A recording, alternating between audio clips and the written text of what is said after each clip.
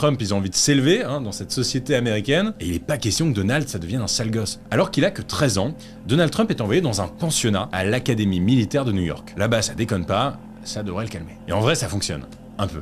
Donald entre progressivement dans le droit chemin. Regardez-moi cette tête de jeune américain serviable. 5 ans après, Donald a 18 ans, il vient de terminer son lycée, et il intègre une université, l'université de Fordham, à New York, pour 2 ans. Puis, il réussit à intégrer la prestigieuse université de Pennsylvanie, UPenn, où il obtient un diplôme de sciences économiques. En fait, contrairement à tous ses camarades de promo, Donald n'a pas vraiment besoin de se poser la question de qu'est-ce que je vais faire après l'université. Son avenir, à lui, est quelque part déjà un peu tracé. Il compte reprendre l'entreprise immobilière de son père qui cartonne déjà, dans une certaine mesure, la développer et devenir riche.